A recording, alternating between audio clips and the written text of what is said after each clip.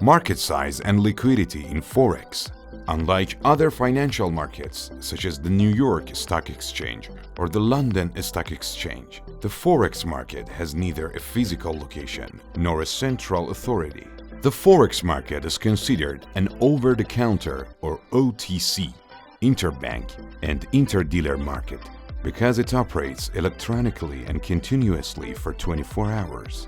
The chart below shows the 7 currencies with the highest trading activity. In the Forex market, the US dollar is king. You may have noticed how much the US dollar is mentioned in this text. If the US dollar is half of every major currency pair, as the major currency pairs make up 75% of all transactions, paying attention to the US dollar is mandatory. The US dollar is king. In fact, according to the International Monetary Fund, IMF, the US dollar accounts for almost 62% of the world's official reserves. Speculation in the Forex market.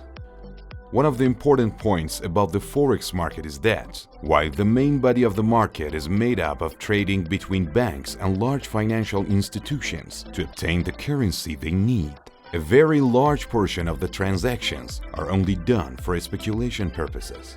In other words, a portion of the trading value is related to traders who buy and sell solely to profit from market fluctuations and have no intention of acquiring physical currencies.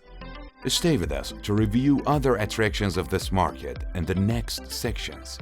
AX Financial's content team.